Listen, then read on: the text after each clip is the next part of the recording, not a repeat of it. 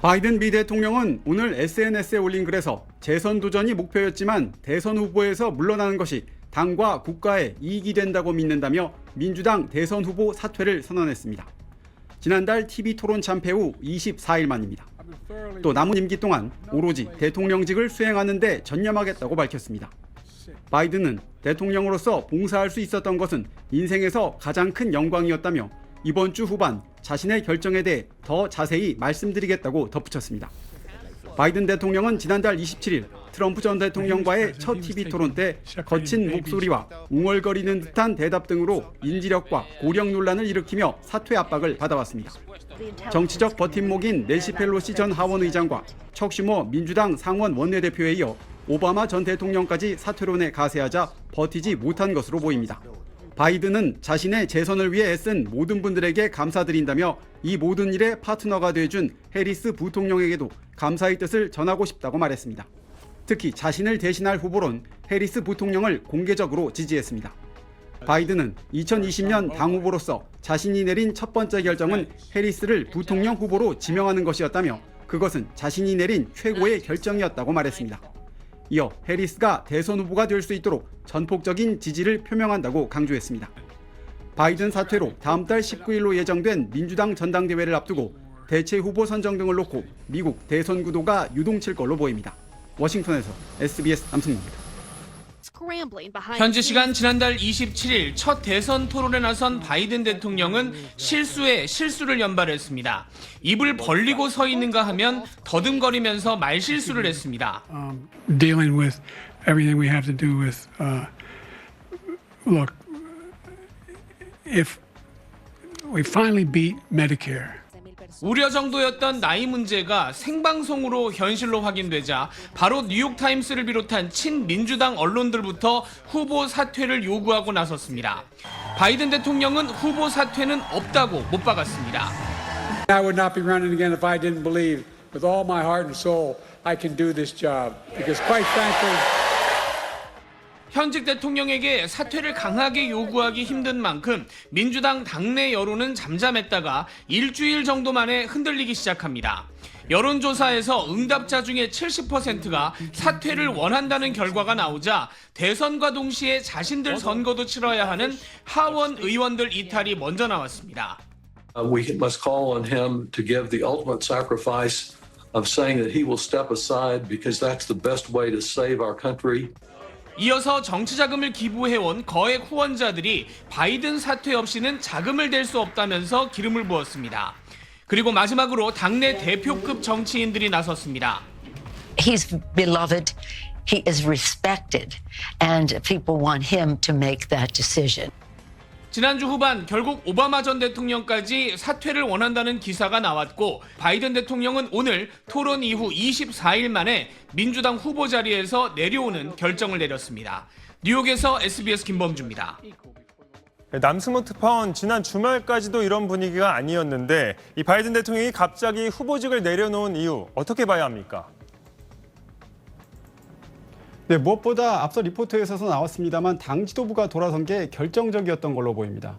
바이든 대통령은 유세 재개를 고대한다면서 강행 의지를 내비쳤지만 펠로시 전 하원 의장이 바이든 대통령이 출마 포기를 결심하는 쪽으로 가까워지고 있다고 말했던 보도가 나오는가 하면 오바마 전 대통령마저 후보직 유지 문제를 심각하게 고려할 필요가 있다고 말한 걸로 알려지자 버티지 못한 걸로 보입니다. 또 여론조사 결과도 상당한 영향을 미친 걸로 보이는데요. 바이든은 언론 인터뷰에서 여론조사 결과를 믿지 못하겠다고 했지만 트럼프 피격 사건 이후 바이든 47대 트럼프 52로 격차가 5%포인트 차로 벌어졌고 비공개 조사에서도 바이든이 참패한 걸로 알려지자 벌어지는 격차를 끝내 인정하지 않을 수 없었던 걸로 보입니다. 네, 바이든 대통령이 지명한 해리스 부통령이 이 후보를 이어받을 가능성은 얼마나 됩니까? 네, 해리스 부통령이 유리한 국면인 건 확실합니다. 다만 대선 후보가 될 거라고 단정하기는 어렵습니다. 무엇보다 해리스의 경쟁력에 의문이 제기되었던 만큼 필승의 카드라고 보긴 어렵기 때문인데요. 펠로시 전 의장 등이 민주당 일각에선 해리스 부통령이 대선 후보 자리를 승계하는 대신 해리스를 포함해 경쟁력 있는 후보들이 모두 나와서 경선을 해야 한다고 주장하고 있습니다. 하지만 흑인이 아니거나 남성이 후보에 오른다면 민주당 내 흑인과 여성 계파가 반발하는 건 물론 본선에서도 이들 유권자들의 이탈은 피하기 어려울 거란 점은 부담이 될 수 있습니다.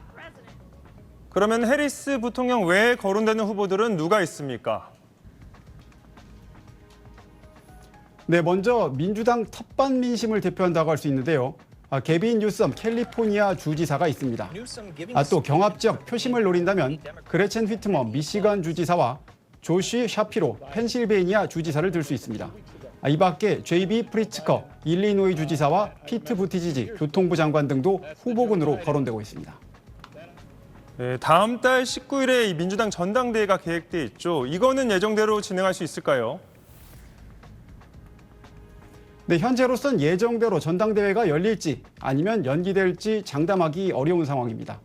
바이든의 바람대로 해리스가 승계하는 방식으로 갈 경우 일정대로 가는 게 가능하지만 만약 경선을 치르는 방식을 택한다면 한 달이 채 남지 않은 상황이어서 시간이 부족할 수 있습니다.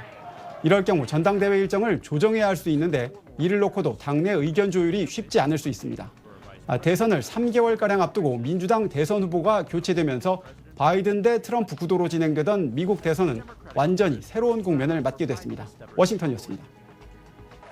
바이든 대통령 후보직 사퇴에 대해 트럼프 전 대통령이 바로 반응을 내놨습니다. 트럼프는 CNN과의 통화에서 바이든은 미국 역사상 최악의 대통령으로 기록될 것이라고 말했습니다. 바이든이 민주당 대선 후보로 카멀라 해리스 부통령을 지지한 것과 관련해선 해리스가 바이든보다 이기기 쉽다고 말했습니다. 자신의 SNS에도 글을 올려 바이든은 대선 출마에 부적합했다면서 적합한 적이 없다고 비난했습니다. 바이든은 거짓말과 가짜 뉴스 등으로 대통령 자리를 차지했다면서 바이든이 저지른 피해를 신속하게 치유하겠다고 주장했습니다. 앞서 첫 TV 토론 직후 골프장에서 찍힌 동영상에서 트럼프는 바이든의 퇴장과 해리스의 등장을 예상한 바 있습니다. I got him out of there. And that means we have Kamala. I think she's going to be better.